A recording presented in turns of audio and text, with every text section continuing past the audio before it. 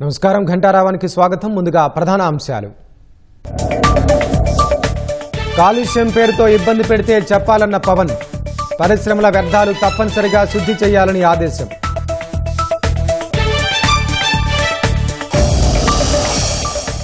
విద్యుత్ అంతరాయాలు లేకుండా చూస్తామన్న గొట్టిపాటి.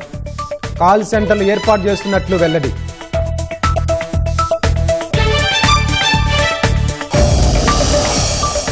కులాల మధ్య చిచ్చు పెట్టడమే వైసీపీ నేతల పనన్న ధూళిపాళ్ల. ఓడిపోయినా ఇంకా తీరు మార్చుకోలేదని ఆగ్రహం.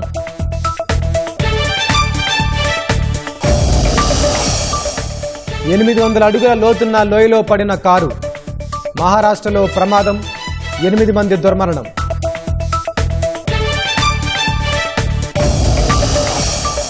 భారత్లో 3వ రోజు మార్కో రూబియో పర్యటన. సతీమణి జెనిట్తో కలిసి తాజ్మహల్ సందర్శన.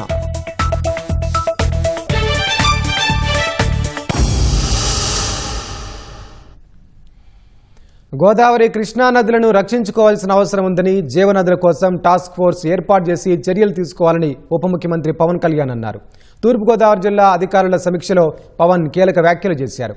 మనకు జీవితాన్నిచ్చే నదులను చంపొద్దన్నారు. నదుల రక్షణకు ఇవాల్టి నుంచే యాక్షన్ ప్లాన్ అమలు చేయాలన్నారు. సమస్యలను గుర్తించి నివారణ చర్యలు చేపట్టాలని, వచ్చే 6 నెలల్లో నదుల్లో స్పష్టమైన మార్పు కనిపించాలని పవన్ కళ్యాణ్ ఆదేశించారు. రాష్ట్రాభివృద్ధికి పరిశ్రమలు చాలా కీలకమన్న పవన్ కళ్యాణ్ కంపెనీలు కూడా కాలుష్య నివారణ బాధ్యతలు తీసుకోవాలని దిశానిర్దేశం చేశారు. ఆక్వా వ్యర్థాలతో నదులు, కాలువలు కలుషితం కాకుండా చూడాలన్నారు.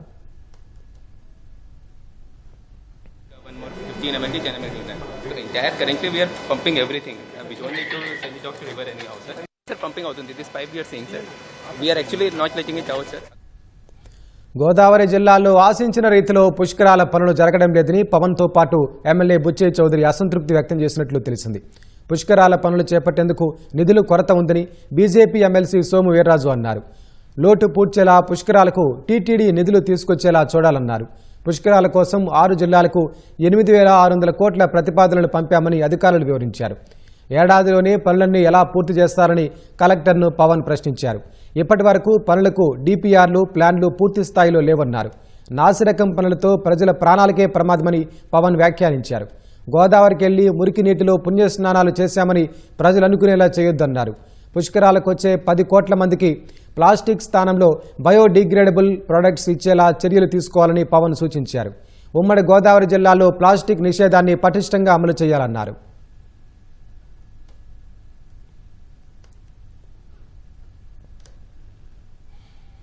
గోదావరి తీరంలో ఉన్న పరిశ్రమల యజమానులతో డిప్యూటీ సీఎం పవన్ భేటీ అయ్యారు. నదిలో కాలుష్య నివారణ చర్యలపై మార్గనిర్దేశం చేశారు.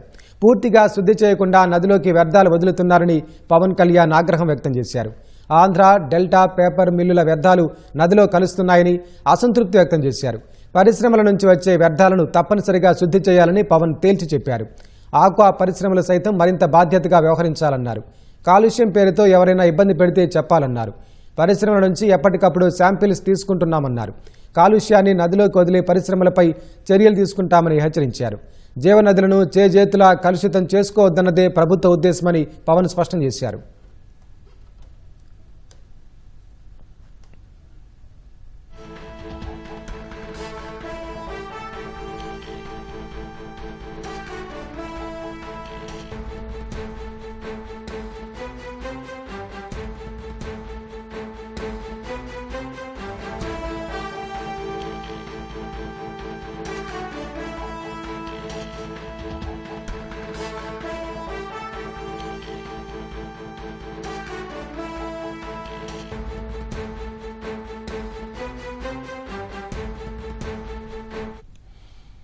సమీక్షకు ముందు పవన్ కళ్యాణ్ గోదావరి పుష్కర ఘాట్ల వద్ద పనులు పరిశీలించారు. ఘాట్ల వద్ద పరిస్థితి తెలుసుకుంటూ పవన్ కళ్యాణ్ ఫోటోలు తీశారు.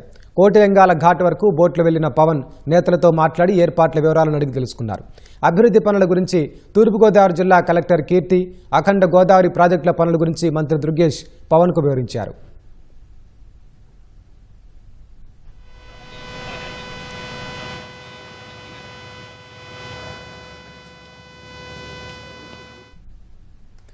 ఆ తర్వాత కోటిలింగాల ఘాట్ వద్ద పంటు దిగిన ఉప ముఖ్యమంత్రి నల్లకాలువ ఛానల్ వరకు నడుచుకుంటూ వెళ్లారు. నల్ల ఛానల్ వద్ద మురుగునీటి శుద్ధి ప్రక్రియను పరిశీలించారు. శుద్ధి చేసిన నీటిని నదిలో కలిపే ప్రాంతాన్ని పరిశీలించి కాలుష్య నివారణ చర్యలు తీసుకుంటున్న అధికారులను అడిగి తెలుసుకున్నారు. మురుగునీటి శుద్ధి కోసం ఇంకా తీసుకోవాల్సిన చర్యలపై అధికారులకు పవన్ దిశానిర్దేశం చేశారు. అక్కడి నుంచి రాజమహేంద్రవరం మున్సిపల్ కార్యాలయానికి చేరుకున్న పవన్ కళ్యాణ్ గోదావరి పుష్కరాల ఏర్పాట్లపై చర్చించారు. తూర్పుగోదావరి జిల్లా అధికారులతో సమీక్ష నిర్వహించారు. ఈ సమావేశంలో ప్రజాప్రతినిధులు, collector Keerthi Chekuri, SP Narasimha Kishore, pollution control board అధికారులు, క్లీన్ కృష్ణా గోదావరి మిషన్ అధికారులు పాల్గొన్నారు. గోదావరి నది కాలుష్యానికి కారణాలపై పవన్ ఆరా తీశారు. నదిలో ఎక్కడెక్కడ కలుషిత నీరు కలుస్తుందో అడిగి తెలుసుకున్నారు. పరిశ్రమ వ్యర్థాలు ఎట్టి పరిస్థితుల్లోనూ నదిలో కలవకూడదని పవన్ ఆదేశించారు. పరిశ్రమ వ్యర్థాలపై పీసీబీ అధికారులు చర్యలు తీసుకోవాలని పవన్ ఆదేశించారు. క్లీన్ కృష్ణా గోదావరి మిషన్ పనితీరుపై పవన్ అసంతృప్తి వ్యక్తం చేశారు. కలుషిత నీరు సాగునీటి కాలువల్లో కలవకుండా చర్యలు చేపట్టాలని నిర్దేశించారు. మురుగునీటిని ఖచ్చితంగా శుద్ధి చేశాకే నదులు, కాలువల్లోకి వదలాలని సూచించారు. మురుగునీటి హాట్స్పాట్స్ ఎక్కడెక్కడ ఉన్నాయో గుర్తించాలన్నారు. స్వచ్ఛమైన నీటిని కలుషితం చేయడం సరికాదని, కాలుష్య నివారణకు కలెక్టర్లు వెంటనే చర్యలు చేపట్టాలని పవన్ తేల్చి చెప్పారు.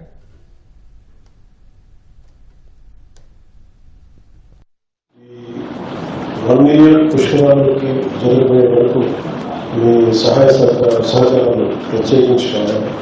ఎందుకంటే రాష్ట్రం మొత్తం, దేశం మొత్తం మాట్లాడుకునే విధంగా పుష్కరాలు కార్యక్రమం జరగాలని కోరుకుంటాము. ప్రత్యేకించి ఉభయ గోదావరి జిల్లాలో సంబంధించి పొద్దునే ఈ పరిశ్రమలు వెనక మీ సహకారం లేకుండా ముందుకెళ్ళడం చాలా కష్టం అవుతుంది. రెండు అంశాలు, ఒకటి ఎంతవరకు పొల్యూషన్ మిటిగేషన్ మెజర్స్ మీరు ఎంత చక్కగా హ్యాండిల్ చేయగలరు, ఎంత తక్కువ కాలుష్యంలో కానీ మీరు శుద్ధి చేయగలిగి మీరు తిరిగి గోదావరి జలాలకు వదలగలరు. రెండు, ఇలాంటి సమయంలో సిఎస్ఆర్ ఫండ్స్ ద్వారా మీరు సంబంధిత కలెక్టర్స్కి, 6 జిల్లాల కలెక్టర్స్కి మీ సహాయ సహకారంలో ఎంత అందించడం అనేది కొత్త వస్తుంది. వేసవి ప్రభావంతో విద్యుత్ సరఫరాలో ఏర్పడుతున్న అంతరాయాలను సరిదిద్దడానికి కాల్ సెంటర్లు ఏర్పాటు చేస్తున్నట్లు మంత్రి గొట్టిపాటి రవికుమార్ తెలిపారు. పశ్చిమ గోదావరి జిల్లా పర్యటనలో భాగంగా తణుకు మండలం వేల్పూర్లోని అభయాంజనేయ స్వామి ఆలయంలో ఎమ్మెల్యే ఆర్మిలి రాధాకృష్ణతో కలిసి ప్రత్యేక పూజలు చేశారు. ఈదురుగాలులు, అకాల వర్షాలు, వేసవి వడగాలుల వల్ల విద్యుత్ సరఫరాలో అక్కడక్కడ అంతరాయం ఏర్పడుతోందన్నారు. ఎప్పటికప్పుడు అంతరాయాలను తొలగించేలా చర్యలు తీసుకుంటున్నట్లు మంత్రి గొట్టిపాటి తెలిపారు. వర్షం, అనుకోని విపరీతమైన గాలులు రావడం వల్ల అక్కడక్కడ సిస్టమ్ దెబ్బతిని కొద్దిగా పవర్ కట్ వస్తుంది. లైన్స్ అన్ని తెగిపోవడం అట్లాంటి జరగడం వల్ల అది తప్పదు. పవర్ కట్స్ ఎక్కలేవు. విపరీతమైన హీట్ ఉంది. దాదాపు 45-40 డిగ్రీలు, 48 రకరకాలుగా హీట్ ఉండి విపరీతమైన డిమాండ్ ఉంది. డిమాండ్ దగ్గర సప్లై అయితే ఉంది. అక్కడక్కడ చెదురుమల్ల గాలుల వల్ల ప్రాబ్లం వస్తుంది. వాటిని కూడా ఎప్పటికప్పుడు రెక్టిఫై చేస్తున్నాం. కాల్ సెంటర్లు పెడుతున్నాం. కాల్ సెంటర్లు పెట్టి ఎక్కడైనా అర్జెంట్గా ఉన్న ప్లేస్ ఇమీడియట్గా ప్రాబ్లమ్స్ సాల్వ్ చేసి మళ్ళీ రెక్టిఫై చేస్తాం. ప్రజలు కూడా కొద్దిగా ఓర్పుగా ఉండాలి. ఎక్కడైనా ఇట్లాంటి సమస్యలు ఉన్నప్పుడు ఇమీడియట్గా మా దృష్టికి తీసుకొచ్చి ఇమీడియట్గా సాల్వ్ చేస్తాం. ఎక్కడెక్కడ జరుగుతున్నాయి వాటిని ఇమీడియట్గా పవర్ డిపార్ట్మెంట్ రెక్టిఫై చేస్తుంది. ప్రచండ భానుడు నిప్పులు కురిపిస్తున్నాడు. భానుడి భగభగలతో అధిక ఉష్ణోగ్రతలు నమోదవుతున్నాయి. ఒక్కపోతతో జనం అల్లాడిపోతున్నారు. విజయవాడలో ఎండల ప్రభావాన్ని మా ప్రతినిధి సూర్యారావు అక్కడి నుంచి ప్రత్యక్ష ప్రసారం అందిస్తారు.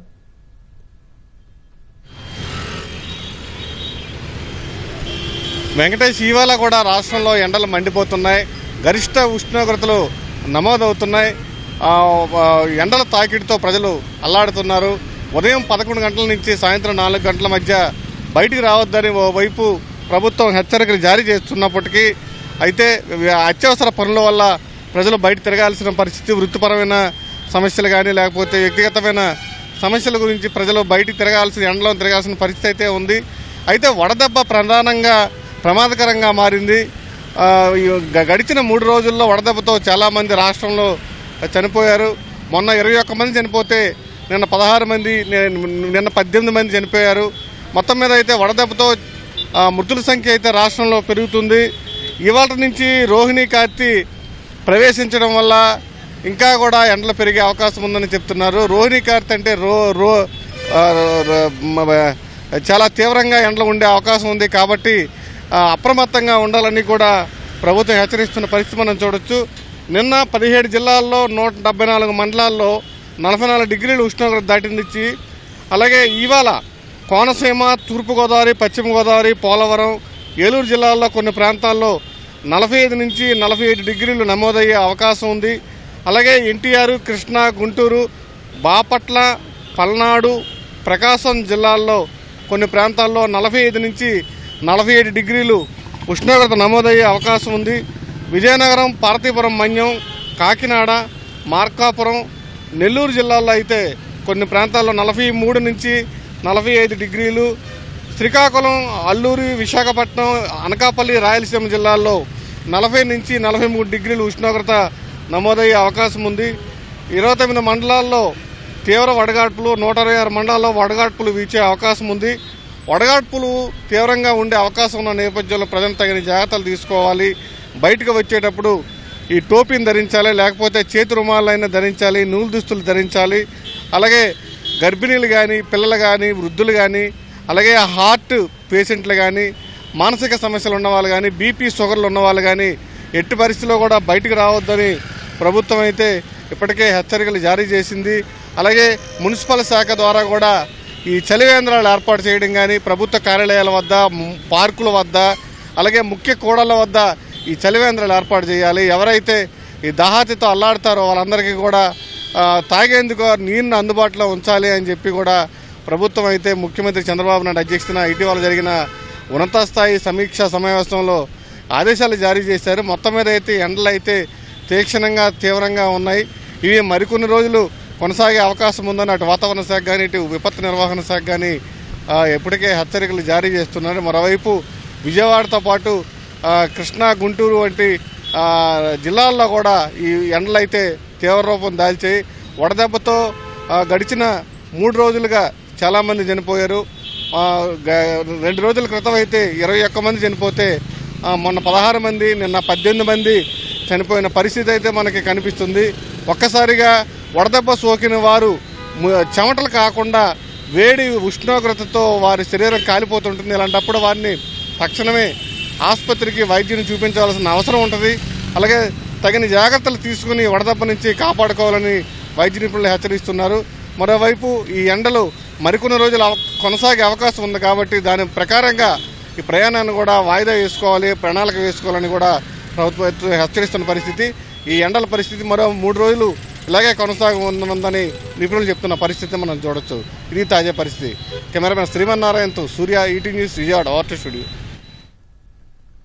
రాష్ట్రంలో మునుపెన్నడూ లేని విధంగా ఎండలు మండిపోతున్నాయి. బానుడి సెగలు ఉక్కపోతకు జనం ఉక్కిరిబిక్కిరైపోతున్నారు.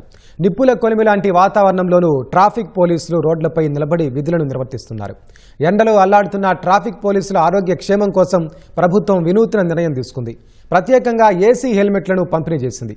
ఈ హెల్మెట్ల పనితీరు ఎలా ఉంది, వాటి వల్ల పోలీసులకు ఎలాంటి ఉపశమనం లభిస్తోంది అనే అంశాలపై విశాఖ నుంచి మరిన్ని వివరాలు మా ప్రతినిధి కృష్ణంనాయుడు అందిస్తారు. రాష్ట్ర వ్యాప్తంగా ఎండలు తీవ్ర రూపం దాలుస్తున్నాయి. ఉదయం 7 గంటల నుంచి సాయంత్రం 5 గంటల వరకు ఈ యొక్క ఎండ తీవ్రత అధికంగా ఉంటుంది. మరోవైపు ఎండలో విధులు నిర్వహించేటువంటి బాధ్యత ట్రాఫిక్ పోలీసులది. విశాఖపట్నంలో ముఖ్యంగా ఎండాడ నుంచి ఎన్ఐడి వరకు ప్రధానమైనటువంటి కూడళ్లు, రహదారులు ఉన్నాయి. ఎక్కడ ఏమరపాటు ఉన్నప్పటికీ కూడా ప్రమాదాలు జరిగి పెను ప్రమాదాలకి సంభవించేటువంటి అవకాశం ఉంది. ఈ క్రమంలోనే ప్రతి ఒక్క ట్రాఫిక్ కానిస్టేబుల్ అప్రమత్తంగా ఉండి డ్యూటీలు చేయాల్సినటువంటి ఆవశ్యకత ఉంది. అయితే ఈ క్రమంలోనే వారి కోసము, వారి యొక్క ఆరోగ్యం కోసము ముఖ్యంగా రాష్ట్ర ప్రభుత్వం ప్రత్యేకమైనటువంటి ఆలోచన చేసింది. ఏసీ హెల్మెట్లతో పాటు చల్లగా ఉండేందుకు జాకెట్లను కూడా వారికి పంపిణీ చేసింది. ఈ యొక్క ఏసీ హెల్మెట్లు పెట్టుకుని ట్రాఫిక్ పోలీసులు అయితే విధులు నిర్వహిస్తున్నారు. వీటి వల్ల ఎంతో ఉపయోగం ఉందన్నది వారి మాటల్లో తెలుసుకుందాం. అయితే మనము వీళ్ళకి ఇచ్చినటువంటి ఏదైతే హెల్మెట్ ఉందో ఏసీ హెల్మెట్ని కూడా ఒకసారి పరిశీలిస్తే ఈ ఏసీ హెల్మెట్ యొక్క ఆకారం అయితే ఈ విధంగా ఉంటుంది. పూర్తిగా ప్రొటెక్టెడ్గా దీన్ని అయితే తయారు చేశారు. ముందర దీనికి సంబంధించినటువంటి ఏదైతే ఫ్యాన్ ఉందో ఆ ఫ్యాన్ ఉంటుంది. ఈ ఫ్యాన్ నుంచి అయితే ఈ యొక్క గాలి అయితే వస్తూ ట్రాఫిక్ పోలీసులకి కాస్త చల్లదనాన్ని అయితే ఇస్తుందని కూడా ట్రాఫిక్ పోలీసులు చెబుతున్నారు. ఎండలు అయితే చాలా దారుణంగా ఉన్నాయి. ట్రాఫిక్ లో మేము ఉద్యోగం చేయాలంటే చాలా కష్టంగా ఉంది. అసలు మామూలుగా లేదు. అసలు టాస్క్ లో ఉంది మాకు. పొద్దున్న వస్తే మధ్యాహ్నంకి మొత్తం చొక్కాలు అన్ని తడిసిపోతున్నాయి. ఏసీ హెల్మెట్ కూడా బాగుంది. ఈ ఎండలో సగం కొంచెం నుంచోనే తర్వాత పక్కకెళ్ళి నుంచుంటున్నాం. ఇది ఉంటుంది సార్, ఒక 2 అవర్స్ ఛార్జింగ్ పెట్టాలి. పెడితే ఒక 4 అవర్స్ 5 అవర్స్ పనిచేస్తుంది సార్. బాగుంది ఏసీ హెల్మెట్స్. మామూలుగా అంటే కొంచెం బరువుగా ఉంటుంది కానీ మాకు మటుకు ట్రాఫిక్లో నించునేటప్పటికి బాగుంది, నీట్గా ఉంది. పోలీస్ కమిషనర్ గారు ఏసీ హెల్మెట్లు, రేడియం జాకెట్లు ఇచ్చారు. 24 అవర్స్ కాస్తున్నాయండి. దాని రేడియం జాకెట్ బాగా మాకు కూల్గా ఉంది, కొద్దిగా ఎండ తీవ్రత తగ్గుతుందండి. హెల్మెట్లు కూడా బీట్లో అందరు పాయింట్లకి హెల్మెట్లు ఇచ్చారండి. నేను మొబైల్ మాకు రేడియం జాకెట్లు ఇచ్చారన్నమాట. ఇవి బాగున్నాయి. దీనివల్ల ఎండ తీవ్రత బాగా కొంత ఉపవాసం కలిగింది అన్నమాట. ఏసీ హెల్మెట్లు కూడా బాగా పనిచేస్తున్నాయి. కొన్ని స్వచ్ఛంద సంస్థలు కూడా మాకు ఈ మజ్జిగ, వాటర్ ప్యాకెట్స్, బనానాస్, కొన్ని ఆహారాల సదుపాయాలు కూడా కల్పించడం జరిగింది. ఎండలు ఎక్కువ ఉండడం వల్ల డ్యూటీ అది సక్రమంగా జాగ్రత్తగా చేయాలని చెప్పి మా సిపి గారు మా ఇన్స్ట్రక్షన్స్ ఇవ్వడం జరిగింది. ఏసీ హెల్మెట్స్ పెట్టుకోమని, కూల్ జాకెట్స్ ధరించమని చెప్పి, షెల్టర్ జాగ్రత్త తీసుకోమని చెప్పి మా సిపి గారు, ఎస్ఐ గారు మాకు ఇన్స్ట్రక్షన్స్ ఇవ్వడం జరిగింది.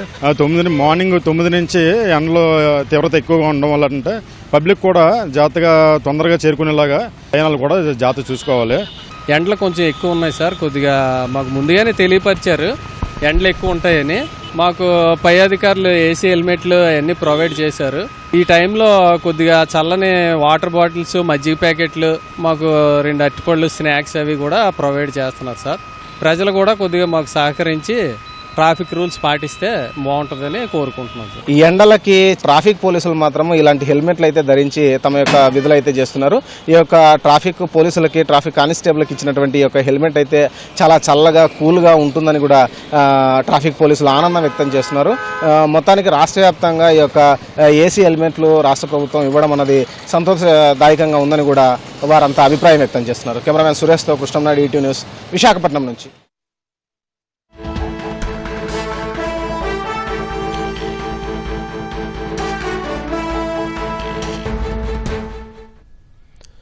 రాజాంశాన్ని చూస్తున్నాం. తిరుపతి శ్రీ వెంకటేశ్వర పశు వైద్య విశ్వవిద్యాలయంలో చిరుత సంచారం కలకలం రేపింది. దీనికి సంబంధించిన మరింత సమాచారం మా ప్రతినిధి నారాయణప్ప అడిగి తెలుసుకుందాం. నారాయణప్ప, చెప్పండి, చిరుతను బంధించారా లేదా, అక్కడ పరిస్థితి ఎలా ఉంది? వెంకటేష్, తిరుపతిలోని శ్రీ వెంకటేశ్వర పశు వైద్య విశ్వవిద్యాలయంలో చిరుత కలకలం లేపింది. నిన్న ఆదివారం కావడంతో చిరుత ఏ టైంలో యూనివర్సిటీలోని గర్భకోశ వ్యాధుల విభాగంలోకి చొరపడింది అనే అంశంపై అధికారులకు స్పష్టత రావడం లేదు.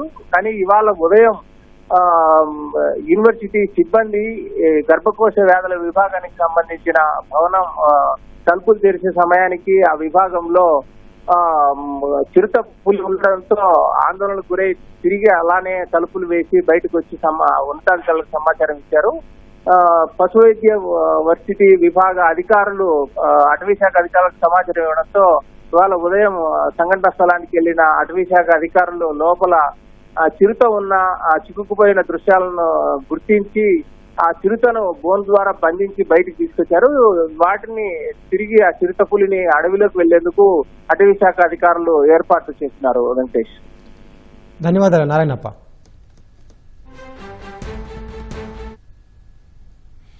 కులాల మధ్య చిచ్చు పెట్టడమే వైసీపీ నేతల పని అని తెలుగుదేశం సీనియర్ నేత ఎమ్మెల్యే ధూళిపాల నరేంద్ర మండిపడ్డారు. 11 సీట్లకే పరిమితం చేసిన వైసీపీ నేతల తీరులో మార్పు రాలేదన్నారు. 5 ఏళ్ల పాలనలో ప్రజాస్వామ్య వ్యవస్థలను ధ్వంసం చేశారని ఆగ్రహం వ్యక్తం చేశారు. మళ్లీ అధికారంలోకి వస్తామని పగటి కలలు కంటున్నారన్నారు. మొక్కజొన్నపై వైసీపీ నేతలవి ముసలి కన్నీరన్న ధూళిపాల రాజకీయాల కోసం సామాన్యులను ఇరికిస్తున్నారని ధ్వజమెత్తారు. సొంత మీడియాను అడ్డం పెట్టుకుని ఫేక్ ప్రచారం చేస్తున్నారని నరేంద్ర మండిపడ్డారు. రాజకీయ పరమైన పోరాటాలు ప్రతిపక్ష పార్టీలుగా చేయటం ఆనాడు మా బాధ్యత. మరి ఆనాడు నీ కేబినెట్ సహచరుడుగా ఉన్న మంత్రి చంద్రబాబు నాయుడు గారి ఇంటి మీదకి దాడికొస్తే కనీసం దాన్ని ఖండించకపోగా భుజం తట్టి ప్రోత్సహించి నువ్వు జగన్మోహన్ రెడ్డి ఇవాళ ప్రజాస్వామ్యం గురించి మాట్లాడితే మరి దెయ్యాలు వేదాలు వల్ల ఇచ్చినట్టుందని చెప్పి నేను తెలియజేస్తా ఉన్నా. గత ప్రభుత్వంలో మనం చూసాం, ఒక డాక్టర్ సుధాకర్ అనే వ్యక్తి మాస్క్ అడిగితే అతను పిచ్చోడని చెప్పి ముద్రేసి వైజాగ్ నడిబొడ్డులో పోలీసుల చేత బేడీ వేయించితే మరి అతను చనిపోయిన పరిస్థితి కూడా ఒకసారి గుర్తుంచుకోవాలని చెప్పి నేను తెలియజేస్తా ఉన్నా. అదే విధంగా ఇక్కడున్న మాచర్లలో మా బోండా ఉమా లాంటి వ్యక్తులు, కిషోర్ అనే లాయరు మున్సిపల్ ఎన్నికల కోసం వెళ్తే బహిరంగంగా మీ పార్టీకి సంబంధించిన నాయకులు ఆ కారు మీద దాడి చేస్తే, మరి ప్రత్యక్షంగా పట్టపగలు దాడి చేస్తే ఆ రోజు మీరేం చేశారని చెప్పి కూడా నేను అడుగుతా ఉన్నా.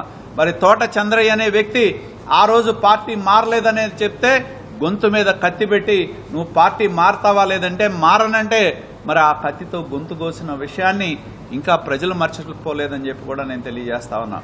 మరి పొద్దుటూరులో సుబ్బయ్య అనే వెంకట సుబ్బయ్య అనే బీసీని ఏ విధంగా చంపారో మనం చూడటం జరిగింది. గత 5 సంవత్సరాల కాలంలో రాష్ట్రంలో ఎక్కడైనా కానీ ఎన్ని కేసులు పెట్టారో తెలుసా? మన్యం జిల్లాలతో సహా కలుపుకొని 3108 కేసులు 5 సంవత్సరాల్లో 3108 కేసులు రాష్ట్ర వ్యాప్తంగా తమ ప్రభుత్వ విధానాలను వ్యతిరేకించే వాళ్ళ మీద గాని, తెలుగుదేశం పార్టీ కార్యకర్తలు గాని, తెలుగుదేశం పార్టీ నాయకుల మీద గాని 3108 కేసులున్నాయి. గత 5 సంవత్సరాల కాలంలో ఒక్క సిఐడి 121 కేసులు పెట్టింది. తెలుగుదేశం పార్టీలో ఉన్న నాయకులు, ఒక అచ్చెన్నాయుడు ఆపరేషన్ చేయించుకున్నాడు, సర్జరీ చేయించుకున్నాడు, అరెస్ట్ చేసి శ్రీకాకుళం నుంచి గుంటూరు వరకు మీరు ఒక జీబులో తీసుకొచ్చారే, ఆ రోజు మానవత్వం కనపడలేదా మీకు? అలాగే ఒక అయ్యన్న పాత్రుడు అర్ధరాత్రి పూట ఒక గజం తేడా ఉందని చెప్పి అర్ధరాత్రి పూట 100 మంది పోలీసులను పెట్టి గోడను పడగొట్టే ప్రయత్నం చేయలేదా? మరి ఆ కుటుంబం అల్లాడిపోలేదా? అదే విధంగా జేసీ ప్రభాకర్ రెడ్డి, అలాగే కొల్లు రవీంద్ర తనకు సంబంధం లేని మర్డర్ కేసులో తనను ఇరికించి 4 నెలల కాలం జైల్లో పెట్టలేదా? మరి నారా లోకేష్ గారు మీద ఎన్ని కేసులు పెట్టారు? పాదయాత్ర అప్పుడు ఎన్ని కేసులు పెట్టారు? అంతకుముందు ఈ గుంటూరు జిల్లాలో రమ్య అనే మహిళ సరిపోతే ఆ రోజు పరామర్శకు వస్తే ఒకే సంఘటనలో 3 కేసులు ఉన్నాయి మా మీద. ఏది జీజీహెచ్ దగ్గర ఒక కేసు పెడతారు, ఆ అమ్మాయి ఇంటికి వెళ్లే దారిలో ఒక కేసు పెడతారు. ఆ రోజున ఎస్పీలు స్వయంగా నుంచొని నియంత్రించి కేసులు పెట్టిన మాట వాస్తవం కాదా? అమెరికా ఇరాన్ మధ్య శాంతి ఒప్పందంపై నేడు సమాచారం రావచ్చని అమెరికా విదేశాంగ శాఖ మంత్రి మార్కో రూబియో తెలిపారు.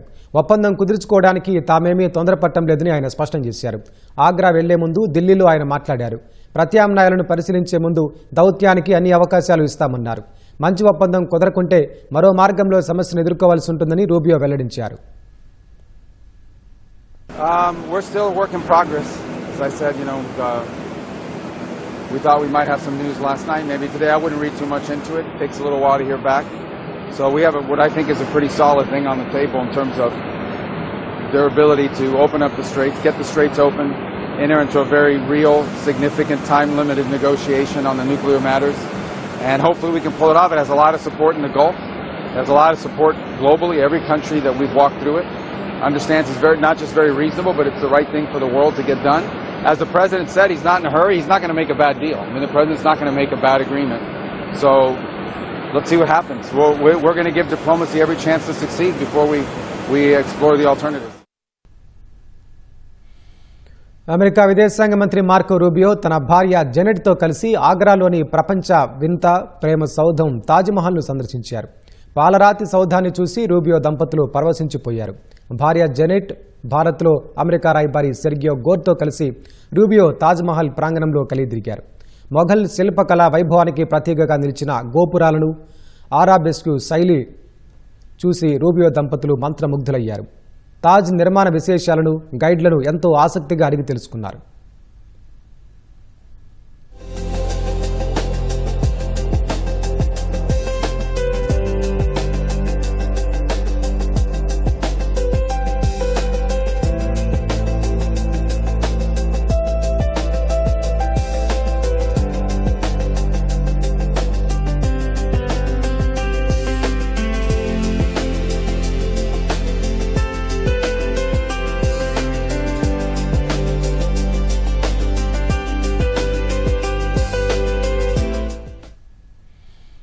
కర్ణాటక ముఖ్యమంత్రి సిద్ధరామయ్య రేపు ఢిల్లీలో కాంగ్రెస్ అధిష్టానంతో సమావేశం కానున్నారు. నాయకత్వ మార్పుపై మళ్లీ ఊహాగానాల జోరందుకున్న నేపథ్యంలో సిద్ధరామయ్యను మంగళవారం ఢిల్లీకి రావాలని కాంగ్రెస్ పెద్దలు ఆదేశించారు. సీఎం పదవి కోసం ఉప ముఖ్యమంత్రి డీకే శివకుమార్ సుదీర్ఘకాలంగా ప్రయత్నిస్తున్నారు. శివకుమార్ త్వరలో ముఖ్యమంత్రి బాధ్యతలు స్వీకరిస్తారని ఆయన మద్దతుదారులు గడిచిన 18 నెలలుగా పదే పదే చెబుతున్నారు. అయినా ఇప్పటి వరకు మార్పు జరగలేదు. సీఎం పదవిపై అనిశ్చితి వల్ల కర్ణాటకలో పార్టీ ప్రతిష్టత దెబ్బతింటుందని కొందరు నేతలు చెబుతున్నారు. ఈ గందరగోళానికి త్వరగా ముగింపు పలకాలని అధిష్టానాన్ని వారు కోరుతున్నారు. ఈ నేపథ్యంలోనే సిద్ధరామయ్యను అధిష్టానం పిలిచినట్లు సమాచారం. హస్తిన పర్యటనలో రాహుల్ గాంధీతో ఆయన సమావేశమయ్యే అవకాశం ఉంది. రాజ్యసభ ఎన్నికలు, త్వరలో జరగనున్న శాసనమండలి ఎన్నికలపై అగ్రనాయకత్వంతో సిద్ధరామయ్య చర్చించే అవకాశం ఉంది. మహారాష్ట్రలోని రాయ్గఢ్ జిల్లాలో కారు లోయలో పడి 8 మంది మృతి చెందారు. దాపోలి నుంచి సతారాకు ప్రయాణిస్తుండగా ఆదివారం తెల్లవారుజామున 5 గంటల సమయంలో ఈ ప్రమాదం జరిగింది. పోలాద్పూర్ మహాబలేశ్వర్ రోడ్డులోని అంబెనాలి ఘాట్ ప్రాంతంలో కారు లోయలో పడిపోయింది. అయితే సోమవారం ఉదయం వరకు ప్రమాదానికి గురైన కారును గుర్తించలేకపోయారు. ఆదివారం తెల్లవారుజామున 2 గంటల ప్రాంతంలో దాపోలిలోని హర్నే నుంచి కారులో సతారాకు కొందరు బయలుదేరారు. వారు ఎంతకు సతారాకు చేరుకోకపోవడంతో వారి బంధువులు పోలీసులను ఆశ్రయించారు. బాధితుల ఫోన్ చివరి లొకేషన్ పోలాద్పూర్ సమీపంలోని ఒక మొబైల్ టవర్ పరిధిలో గుర్తించిన పోలీసులు అంబెనాలే ఘాట్ పరిధిలో గాలింపు చేపట్టారు. ఈ ఉదయం లోయలో దాదాపు 800 అడుగుల లోతులో ప్రమాదానికి గురైన కారును గుర్తించినట్లు పోలీసులు వెల్లడించారు. డ్రైవరు వాహనంపై నియంత్రణ కోల్పోవడం వల్లే ప్రమాదం జరుగుంటుందని భావిస్తున్నారు. మృతులంతా 19 నుంచి 25 ఏళ్ల వయసున్న వారేనని పోలీసులు చెప్పారు. మహారాష్ట్రలో ఈ తెల్లవారుజామున ధూలే సమీపంలోని ముంబై ఆగ్రా హైవే సెక్షన్లో జరిగిన ఘోర రోడ్డు ప్రమాదంలో 6 ప్రయాణికులు అక్కడికక్కడే మృతి చెందారు. మరో 12 మంది తీవ్రంగా గాయపడ్డారు. హైవేపై 3 వాహనాలు ఒకదానిని మరొకటి ఢీకొనడంతో ప్రమాదం జరిగింది. లాలింగ్ ఘాట్ రోడ్లో అతివేగంతో వచ్చిన ఓ ఇసుక ట్రక్కు తన ముందు వెళ్తున్న మరో ట్రక్కును బలంగా ఢీకొట్టింది. సమాచారం అందుకున్న టోల్ ప్లాజా సిబ్బంది, పెట్రోలింగ్ బృందం అక్కడకు చేరుకుని సహాయక చర్యలు చేపట్టారు. సరిగ్గా అదే సమయంలో వేగంగా వచ్చిన ప్రైవేట్ ట్రావెల్స్ బస్సు ప్రమాదానికి గురైన ట్రక్కులను ఢీకొట్టింది. ఈ ఘటనలో బస్సు క్యాబిన్లో కూర్చున్న ప్రయాణికులు ప్రాణాలు కోల్పోయారు. 10 నుంచి 12 మంది గాయపడ్డారు. ప్రమాద సమాచారం అందిన వెంటనే పోలీసులు ఘటనా స్థలానికి చేరుకుని క్షతగాత్రులను సమీపంలోని ఆసుపత్రికి తరలించారు. ఈ ఘటనతో ముంబై ఆగ్రా హైవేపై కొంత సమయం ట్రాఫిక్ అంతరాయం ఏర్పడింది.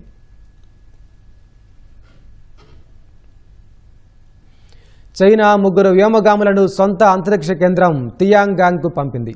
Long March 2F carrier rocket ద్వారా షెంజౌ 2-3 వ్యోమనౌక జుయుక్వాన్ శాటిలైట్స్ లాంచ్ సెంటర్ నుంచి నింగిలోకి దూసుకెళ్లింది. షెంజౌ 2-3 బృందంలో మిషన్ కమాండర్ జూ యాంగ్జూ వ్యోమగాములు జాంగ్ జియువాన్ లాయికాయింగ్ ఉన్నారు. లాయికాయింగ్ హాంకాంగ్ నుంచి ఎంపికైన మొదటి వ్యోమగామిగా రికార్డు సాధించారు. ప్రస్తుతం అంతరిక్ష కేంద్రంలో ఉన్న వ్యోమగాముల బృందం నుంచి ఇప్పుడు వెళ్తున్న 3 వ్యోమగాములు బాధ్యతలు స్వీకరించనున్నారు. వీరిలో ఒక వ్యోమగామి ఏడాది పాటు అంతరిక్షంలోనే ఉంటారు. ఈ బృందం అంతరిక్ష జీవశాస్త్రం, మానవ శరీర ధర్మశాస్త్రం, మైక్రోగ్రావిటీ భౌతిక శాస్త్రం, కొత్త అంతరిక్ష సాంకేతికతపై అనేక ప్రయోగాలు, పరిశోధనలు చేస్తోంది. అంతరిక్ష కేంద్రం లోపల వెలుపల ఉన్న పరికరాల అమరిక, నిర్వహణ, మరమ్మతు పనులు నిర్వహిస్తుంది.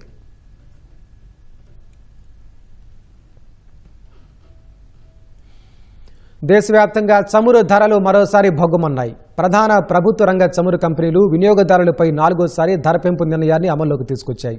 10 రోజుల వ్యవధిలోనే లీటర్ పెట్రోల్పై ₹8.02, డీజిల్పై ₹7.91 భారం మోపాయి. తాజాగా ఉదయం 6 గంటల నుంచి పెట్రోల్ లీటర్పై ₹2.84, డీజిల్ లీటర్పై ₹2.86 పెంచాయి. రాష్ట్రంలో లీటర్ పెట్రోల్ ధర ₹118కు చేరింది. దేశంలోని ప్రధాన మెట్రో నగరాల్లో ఈ ధర ₹100 దాటింది.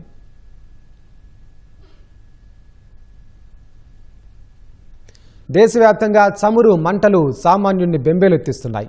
చమురు మార్కెటింగ్ కంపెనీలు ధరల బాధను తీవ్రం చేశాయి. కేవలం 10 రోజుల వ్యవధిలోనే వరుసగా 4 విడతలుగా ధరలు పెంచుకుంటూ పోవడంతో ఇంధన ధరలు సరికొత్త రికార్డులు తాకాయి. ఈ తాజా వడ్డనతో దేశ రాజధాని ఢిల్లీలోనూ లీటర్ పెట్రోల్ ధర ₹100 మార్కును దాటేసింది. తెలుగు రాష్ట్రాల్లో పరిస్థితి మరింత ఆందోళనకరంగా మారింది. అంతర్జాతీయ పరిణామాల కారణాన్ని చూపించి చమురు కంపెనీలు తొలిసారి మే 14వ తేదీ అర్ధరాత్రి నుంచి ధరల పెంపునకు తెరలేపాయి. రెండో విడతగా కేవలం 4 రోజుల వ్యవధిలోనే మే 18 నుంచి రెండోసారి ధరలు పెంచాయి. ఈ నెల 22న మూడో విడతగా ధరల్లో సవరణ చేశాయి. తాజాగా ఇవాళ ఉదయం నుంచే అమల్లోకి వచ్చేలా లీటర్ పెట్రోల్పై ₹2.84, డీజిల్పై ₹2.86 చొప్పున పెంచుతూ చమురు కంపెనీలు నిర్ణయం తీసుకున్నాయి. పశ్చిమాసియాలో ముఖ్యంగా ఇరాన్ యుద్ధ పరిణామాలు కమ్ముకోవడానికి ముందుతో పోలిస్తే అంతర్జాతీయ మార్కెట్లో బ్రెంట్ క్రూడ్ ఆయిల్ ధరల్లో భారీ హెచ్చుతగ్గులు చోటు చేసుకున్నాయి. యుద్ధానికి ముందు ఫిబ్రవరి నాటికి అంతర్జాతీయ మార్కెట్లో చమురు ధరలు చాలా వరకు అదుపులోనే ఉండేవి. బ్రెంట్ క్రూడ్ ఆయిల్ ధర ప్రతి బ్యారెల్కు సగటున $65 నుంచి $72 మధ్య స్థిరంగా కొనసాగింది. ఆపై పశ్చిమాసియాలో ఉద్రిక్తతలతో సప్లై చైన్ దెబ్బతినే ప్రమాదం వాటిల్లడంతో ముడి చమురు ధరలు ఒక్కసారిగా భగ్గుమన్నాయి. బ్రెంట్ క్రూడ్ ఆయిల్ ధర ఏప్రిల్ ఆఖరి నాటికి ఏకంగా $124 నుంచి $126 గరిష్ట స్థాయికి దూసుకెళ్లింది. అంటే దాదాపు 75% పైగా ధర పెరిగింది.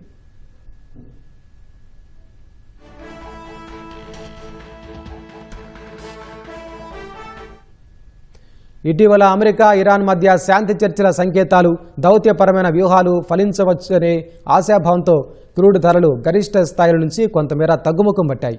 ప్రస్తుతం అంతర్జాతీయ మార్కెట్లో బ్రెంట్ క్రూడ్ ఆయిల్ ధర బ్యారెల్కు $98.15 వద్ద ట్రేడ్ అవుతోంది. గరిష్ట స్థాయి $126 నుంచి క్రూడ్ ఆయిల్ కొంత తగ్గినప్పటికీ యుద్ధానికి ముందున్న సాధారణ ధర $70తో పోలిస్తే ఇది ఇప్పటికీ చాలా ఎక్కువ. దీనివల్ల లీటర్ పెట్రోల్పై $38, అలాగే లీటర్ డీజిల్పై $13 చొప్పున నష్టాలను ఎదుర్కొంటున్నట్లు చమురు కంపెనీలు వెల్లడించాయి. గతంలో రేట్లను స్థిరీకరించడం వల్ల వచ్చిన ఈ నష్టాల భర్తీ కోసమే ఇప్పుడు వరుసగా ధరలు పెంచాల్సి వస్తోందని అవి సమర్థించుకుంటున్నాయి.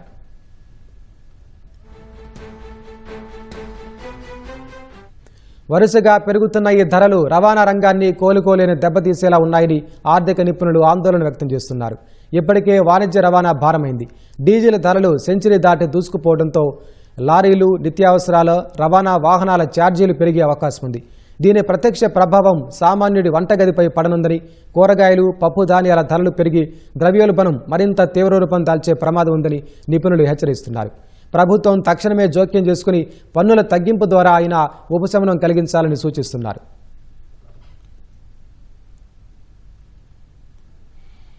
ఇంధన ధరల పెంపుపై కాంగ్రెస్ అధ్యక్షుడు మల్లికార్జున ఖర్గే లోక్సభలో ప్రతిపక్ష నేత రాహుల్ గాంధీ మండిపడ్డారు. రోజువారీ దోపిడీ వల్ల ఎవరు లబ్ధి పొందుతున్నారని ఆయన ప్రశ్నించారు. ఇంధన దోపిడీ, రోజువారీ దాడి ఇంకా ముగియలేదని ఎక్స్లో ఖర్గే పోస్టు చేశారు. సామాన్య ప్రజల పొదుపును తగలబెట్టడానికి మోదీ ప్రభుత్వం పెట్రోల్ చల్లిందని విమర్శించారు. మోదీ ప్రభుత్వం గత 12 ఏళ్లలో ప్రజల నుంచి 43 లక్షల కోట్లను లూటీ చేసిందని ఖర్గే దుయ్యబట్టారు. అంటే రోజు 1000 కోట్ల రూపాయల చొప్పున దోపిడీ చేసిందని ఆరోపించారు. ప్రజల కంటే లాభాలకే ప్రాధాన్యత ఇవ్వడం బీజేపీ డిఎన్ఏలోనే ఉందని విమర్శించారు. ప్రతి ఇంధన ధరల పెంపు గృహ బడ్జెట్లో మరో దెబ్బలాంటిదని పేర్కొన్నారు. ఇది ఆర్థిక వ్యవస్థలోని ప్రతి రంగంపై తీవ్ర ప్రభావం చూపుతుందని ఆందోళన వ్యక్తం చేశారు. రైతుల నుంచి ఎంఎస్ఎంఈల వరకు సమాజంలోని ప్రతి వర్గం బీజేపీ దోపిడీ వల్ల నష్టపోతోందని ఖర్గే పేర్కొన్నారు. ద్రవ్యోల్బణ మానవుడు మళ్లీ దాడి చేశాడని కాంగ్రెస్ అగ్రనేత రాహుల్ గాంధీ విమర్శించారు. ఎన్నికల సమయంలో అబద్ధపు వాగ్దానాలు చేయడం, మిగిలిన సమయాల్లో ప్రజల జేబుకు చిల్లు పెట్టడమే ఆయనకున్న ఏకైక పని అని ఎక్స్లో పోస్టు చేశారు. రాబోయే ఆర్థిక సంక్షోభం గురించి తాను చాలా నెలలుగా హెచ్చరిస్తూనే ఉన్నానని గుర్తు చేశారు. ఎన్నికలు ముగిసిన మరుక్షణమే మోదీ పెట్రోల్, డీజిల్ ధరలు $8 చొప్పున పెంచారని రాహుల్ దుయ్యబట్టారు. ఈ ధరల పెరుగుదల ఇలాగే కొనసాగుతుందన్నారు.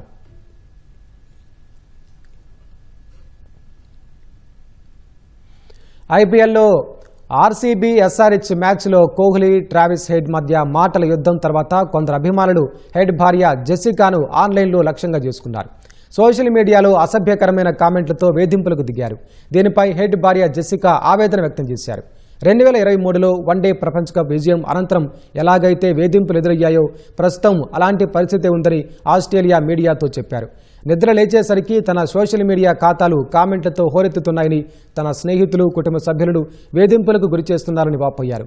క్రీడల్లో భావోద్వేగాలు సాధారణమన్న ఆమె ఆట వెనుక నిజమైన వ్యక్తులు, వారి కుటుంబాలు ఉంటాయని పేర్కొన్నారు. అభిమానులు ఆన్లైన్లో బాధ్యతాయుతంగా ప్రవర్తించాలని హెడ్ భార్య జెసికా సూచించారు. వర్షాకాలం వస్తే చాలు బాహ్య ప్రపంచంతో సంబంధాలు తెగిపోయే నరకయాతన అనుభవించిన అడవి బిడ్డల కష్టాలకు తెరపడింది. రాయగడ్డ కాజ్వేపై వంతెన నిర్మాణంతో 4 పంచాయతీలోని గిరిజనులకు వరద కష్టాలు తీరాయి. 5.44 కోట్లతో కూటమి ప్రభుత్వం నిర్మించిన ఈ వంతెనతో ఆదివాసీల రవాణా సౌకర్యం సులువైంది. రాకపోకల కష్టాలు శాశ్వతంగా తీరిపోవడంతో గిరిపుత్రులు ఆనందోత్సాహాలు వ్యక్తమవుతున్నాయి. ఏజెన్సీ ప్రాంతంలో ఉండేటువంటి ప్రజల యొక్క కష్టాలు అన్నీ ఇన్ని కావు. అయితే కూటమి ప్రభుత్వం వచ్చిన తర్వాత ఒక్కొక్క సమస్యకు పరిష్కారం చూపుతుంది. ఇందులో భాగంగానే అల్లూరి సీతారామరాజు జిల్లా పాడేరు జిల్లా కేంద్రం నుంచి రాయగడ్డ మార్గం వైపు వెళ్ళేటువంటి 4-5 పంచాయతీలకు తీవ్రమైనటువంటి రహదారి సమస్య ఉండేది. దశాబ్దానికి పైగా ఉన్నటువంటి ఈ సమస్యను కూటమి ప్రభుత్వం వచ్చిన తర్వాత తీర్చింది. 5 కోట్ల రూపాయలతో ఈ యొక్క బ్రిడ్జి నిర్మాణం చేపట్టింది. అల్లూరి జిల్లా పాడేరు సమీపంలో ఉన్న గాయిగెడ్డ, సంతగండు సహా 4 పంచాయతీల పరిధిలోని 10ల సంఖ్యలో గిరిజన గ్రామాలకు ఈ మార్గమే ఏకైక దిక్కు. ఏ చిన్న పని కావాలన్నా, వారపు సంతకు వెళ్లాలన్నా, అనారోగ్యం వస్తే ఆస్పత్రిలో చూపించుకోవాలన్నా గిరిజనులు పాడేరుకు రాక తప్పదు. వర్షాకాలంలో రాయిగడ్డపై నిర్మించిన కాజ్వే పై నుంచి వరద నీటి ప్రవాహం ఉధృతంగా ఉండడంతో రాకపోకలకు గిరిజనులు తీవ్ర ఇబ్బందులు ఎదుర్కొనేవారు. వరద ఉధృతి తగ్గే వరకు రాకపోకలు పూర్తిగా నిలిచిపోయేవి. అత్యవసరం అయితే ప్రాణాలను అరచేతిలో పెట్టుకుని 15 కిలోమీటర్ల మేర చుట్టూ తిరిగి పాడేరు రావాల్సిన దుస్థితి ఉండేది. గిరిజనుల రోదనను గుర్తించిన కూటమి ప్రభుత్వం ప్రధానమంత్రి గ్రామ్ సడక్ యోజనలో భాగంగా రాయిగడ్డ కాజ్వేపై 5,44,00,000 వ్యయంతో వంతెన నిర్మించింది. దీంతో అడవి బిడ్డల కష్టాలకు తెరపడింది.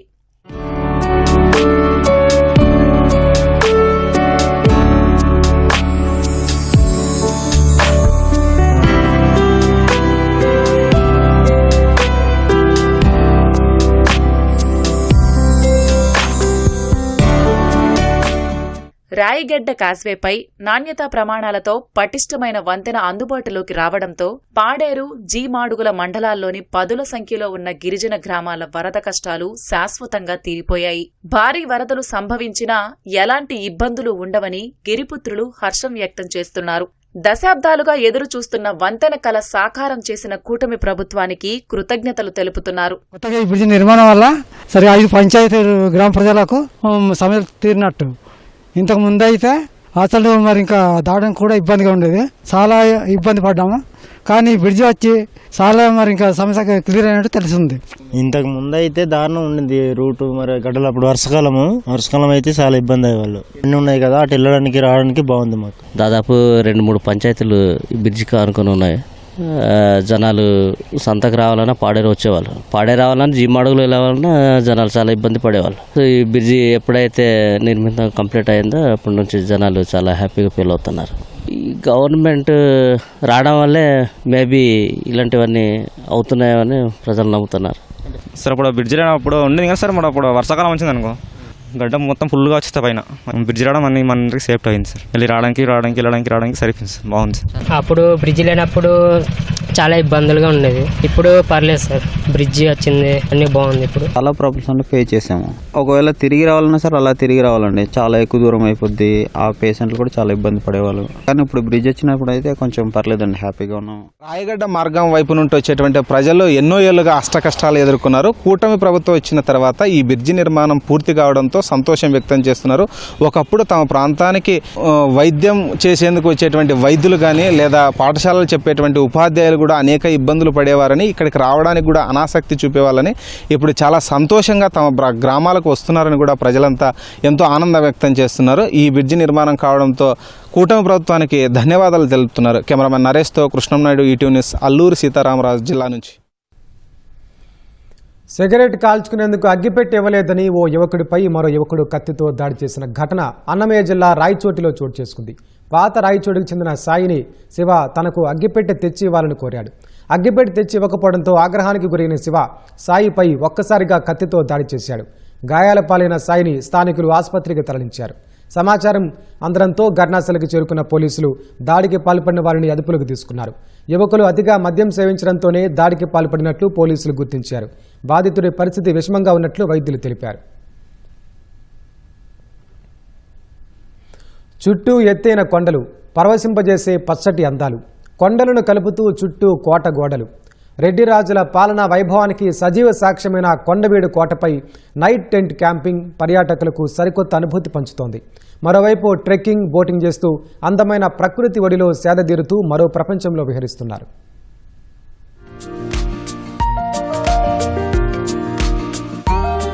పల్నాడు జిల్లాలోని చారిత్రాత్మక కొండవీడు కోట పర్యాటక ప్రియుల నయా డెస్టినేషన్ గా మారింది.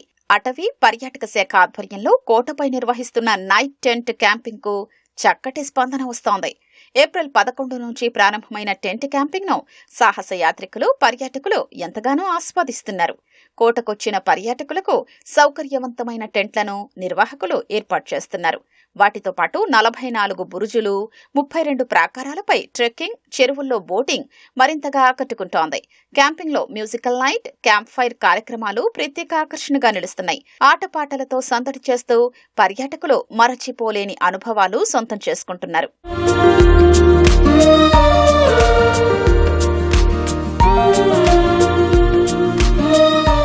కొండవీడు కోటపై నైట్ టెంట్ క్యాంపింగ్ అద్భుతమైన అనుభవంగా పర్యాటకులు భావిస్తున్నారు. క్యాంపింగ్ లో ప్యాకేజీ ధరల్లో స్నాక్స్, డిన్నర్, బ్రేక్ఫాస్ట్ వంటి సౌకర్యాలు అందిస్తున్నారు. Trekking, adventure rock climbing, rappelling, boating, kayaking అద్భుతంగా ఉన్నాయని సందర్శకులు చెప్తున్నారు. ఇక్కడ వాతావరణం చాలా ప్లెజెంట్ గా, ఏదో ఒక కొత్త అనుభవాన్ని మనం పొందుతున్నటువంటి ఫీలింగ్ అనేది మనకి కలిగింది. మరి ఇంత అద్భుతమైనటువంటి ప్లేస్ లో ఇక్కడే మేము నైట్ అంతా ఉండి ఆ డిఫరెంట్ యాక్టివిటీస్ ని చేసుకోవటం, మేము స్టే చేయడం అనేది మాకు ఎంతో ఆనందాన్ని ఇచ్చింది. కొండవీడు కోట నైట్ క్యాంపింగ్ అనేది ఈ ఏరియాలో మనకు న్యూ ఎక్కడ మనకు లేదు. ఒకసారి మన కొండవీడు కోట రెడ్డి రాజులు పరిపాలించిన కోట. అంతవరకు పైకి ఎక్కి ఒకసారి మన పల్నాడు జిల్లా గ్రామాల చుట్టుపక్కల గ్రామాలు చూస్తే కనుక అదొక అద్భుతమైన అనుభూతి. అది నైట్ క్యాంప్ ఉంటుంది, బాగుంది. నైట్ కొన్ని గేమ్స్ ఉంటాయి, ఫుడ్ అరేంజ్ చేస్తారు, ఇబ్బంది ఉండదు. పొద్దున్నే ట్రెక్కింగ్ తీసుకెళ్తారు, ఆ ట్రెక్కింగ్ మంచి ఎక్స్పీరియన్స్ ఉంటుంది. ఈ కొండవీడు ఫోర్ట్ మేము వచ్చేటప్పుడు ఏం ఎక్స్పెక్ట్ చేయలేదు, ఏముంది ఇక్కడ కొండలు అది ఇది అనుకున్నా, కానీ ఇప్పుడు వెళ్ళేటప్పుడు మాత్రం ఫీల్ గుడ్ వెళ్తున్నాం, చాలా బాగుంది. తర్వాత ఈ ట్రెక్కింగ్, ఇక్కడ నైట్ క్యాంప్స్ అన్ని, మార్నింగ్ ట్రెక్కింగ్ తీసుకెళ్ళడం కానీ, కొండలు ఎక్కడం కానీ చాలా బాగుంది. నేచర్ లవర్స్ అందరికీ చాలా బాగుంటుంది. Have a beautiful night in this, and we also heard campfiring, trekking, rock climbing, such a wonderful experience that we have look. ఇక్కడ ఈ కొండవీడులో నైట్ క్యాంపింగ్ కి రీసెంట్ గా రెగ్యులర్ గా జనాలని ఎక్కువగా మోటివేట్ చేస్తున్నాము, ఎక్కువగా కూడా జనాలు వస్తున్నారు. అన్ని కూడా యాక్టివిటీస్ అన్ని కూడా ఎంజాయ్ చేస్తూ, ఇదంతా ఒక క్యాంపింగ్ సెషన్ అని చెప్పేసి వీఆర్ ప్రమోటింగ్ ఫర్ హెడ్కింగ్ అని చార్జ్ చేస్తూ. రాష్ట్రంలో పర్యాటక ప్రదేశాలు చాలా ఉన్నప్పటికీ ఎక్కడా నైట్ టెంట్ క్యాంపింగ్ అందుబాటులో లేదు. కొండవీడు కోటపై వినూత్న కార్యక్రమం అందుబాటులోకి రావడంతో పర్యాటకులు పెద్ద సంఖ్యలో వస్తున్నారు. విద్య, ఉద్యోగ, వ్యాపార కార్యకలాపాలతో వారమంతా కూడా కష్టపడే నగరవాసులకు సరికొత్త అనుభూతిని పంచుతుంది పల్నాడు జిల్లాలోని కొండవీడులో ఉన్నటువంటి అడ్వెంచర్ నైట్ క్యాంప్. ఎత్తైన కొండలు, ప్రకృతి సోయగాల నడుమ పండు వెన్నెల్లో రాత్రి బస చేస్తూ, అదే ఉదయాన్నే ట్రెక్కింగ్, అదే బోటింగ్ చేస్తూ వీళ్ళంతా కూడా సరికొత్త అనుభూతులు పంచుతున్నారు. ఈ నైట్ అడ్వెంచర్ క్యాంపానికి అయితే అద్భుత స్పందన వస్తుంది. కెమెరామెన్ కేశవ్తో వీరాంజనేయులు, ఈటీవీ న్యూస్, పల్నాడు జిల్లా. విజయవాడ అంతర్జాతీయ విమానాశ్రయంలో 470 కోట్లతో చేపడుతున్న ఇంటిగ్రేటెడ్ టెర్మినల్ మిగిలిన పనులకు ఎట్టకేలకు టెండర్ ఖరారైంది. గత జనవరిలో టెండర్లు పిలవగా 4 సంస్థలు బిడ్లను దాఖలు చేశాయి. వీటిలో అతి తక్కువకు కోట్ చేసిన కేఎంబీ ప్రాజెక్ట్స్ లిమిటెడ్ సంస్థను ఎంపిక చేసిన ఏఐ లెటర్ ఆఫ్ ఇంటెంట్ను జారీ చేసింది. మరో 10 రోజుల్లో ఒప్పంద ప్రక్రియను పూర్తి చేసి గుత్తేదారు సంస్థ పనుల్ని ఆరంభించనుంది. విజయవాడ అంతర్జాతీయ విమానాశ్రయం ఇంటిగ్రేటెడ్ టెర్మినల్ పనులు 80% ఇప్పటికే పూర్తయ్యాయి. కొత్త టెర్మినల్ను గ్లాస్ అండ్ స్టీల్ స్ట్రక్చర్తో నిర్మిస్తున్నారు. స్టీల్ స్ట్రక్చర్ ఇప్పటికే పూర్తయింది. వీటికి వెలుపలి వైపు గ్లాసులను బిగించే పనులు సగంలో ఆగిపోయాయి. భవనం మొత్తానికి విద్యుత్తు, సెంట్రల్ ఏసీ పనులు చేపట్టాలి. ఇవి కాకుండా మరికొన్ని తుది దశ పనులు మిగిలాయి. పాత గుత్తేదారు సంస్థను తప్పించడంతో గత 5 నెలలుగా పనులు ఎక్కడివక్కడే ఆగిపోయాయి. ఈ మిగిలిన 20% పనుల కోసం తాజాగా టెండర్లను పిలిచారు. ఈ ఏడాది అక్టోబర్ చివరి నాటికి పనులు పూర్తి చేసి అప్పగించాలని నిర్దేశించారు.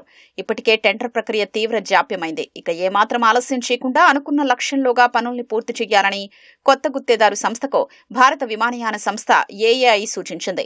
ఈ మిగులు పనుల్ని పని విలువ ఆధారంగా కేఎంవి సంస్థకు అప్పగించారు. రూఫ్, ఫాల్స్ సీలింగ్, ఫ్లోరింగ్ సహా ప్రతిదాన్ని వేర్వేరుగా విభజించి ఏ పని ఎంత జరిగింది, ఇంకా ఎంత చేపట్టాలి, బడ్జెట్ అంచనాలు ఎంత అవుతాయనేది పక్కాగా నిర్ణయించాకే గుత్తేదారు సంస్థకు అప్పగించారు. పనులు నిర్దేశించిన గడువులు 5 నెలల్లో పూర్తయితే కొత్త టెర్మినల్ భవనం ప్రయాణికులకు అందుబాటులోకి రానుంది.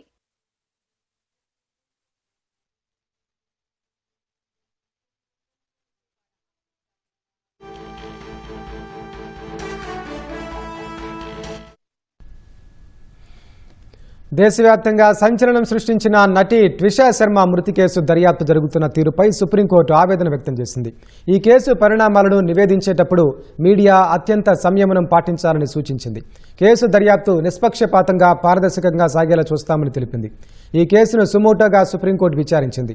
మీడియా జోక్యం వల్లే ఈ కేసు దర్యాప్తులో గణనీయమైన పురోగతి సాధించగలిగామన్న సొలిసిటర్ జనరల్ తుషార్ మెహతా వాదనలను ధర్మాసనం తోసిపుచ్చింది. బాధితురాలు లేదా నిందితుల కుటుంబ సభ్యులు ఇచ్చే ప్రకటనలను ప్రసారం చేయొద్దని మీడియా సంస్థలను ఆదేశించింది. వారి వద్దకెళ్లి వివరాలను రికార్డు చేయొద్దని, ఈ కేసులో ఎలాంటి ముందస్తు కథనాలకు తావివ్వకూడదని పేర్కొంది.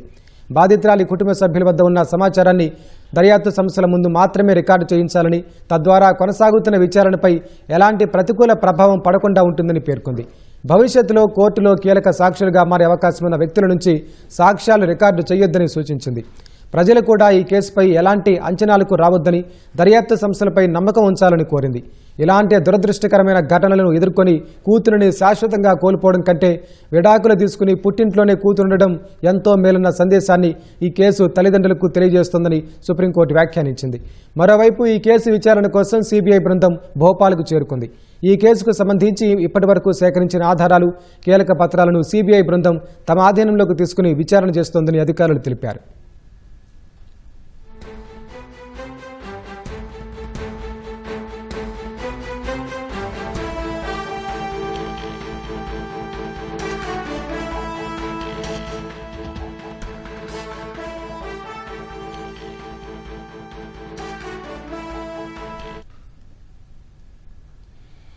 రాష్ట్రంలో సిజేరియన్ కాన్పులు నానాటికి పెరిగిపోతున్నాయి.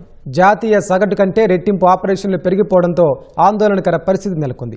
పురిటి నొప్పులను భరించే ఓపిక, మానసిక ధైర్యం తగ్గడంతో ఎక్కువ మంది సులువు ప్రసవం వైపు మొగ్గు చూపుతున్నారు. సిజేరియన్ వల్ల కలిగే నష్టాలు ఎక్కువగా ఉంటాయని తెలిసినా అవగాహన లోపంతో కొన్ని ఆసుపత్రుల ధనాశ మూలంగా ఈ పరిస్థితి ఏర్పడింది. ఇటీవల ఓ సంస్థ జరిపిన అధ్యయనంలో ఈ విషయాలు వెల్లడయ్యాయి. ప్రపంచ ఆరోగ్య సంస్థ మార్గదర్శకాల ప్రకారం మొత్తం జరుగుతున్న ప్రసవాల్లో సిజేరియన్ ప్రసవాలు 10% మించకూడదు. జాతీయ కుటుంబ ఆరోగ్య సర్వే ప్రకారం రాష్ట్రంలో ఈ సంఖ్య 42% దాటింది. సి సెక్షన్ డెలివరీల్లో దేశంలోనే ఏపీ 3వ స్థానానికి చేరడం సమస్య తీవ్రతను తెలియజేస్తోంది. ఈ అంశంపై SRM institute of science and technology public health విభాగం అధ్యయనం చేసింది. 553 మంది తల్లులను ఎంపిక చేసి వారి నుంచి సమాచారం సేకరించారు.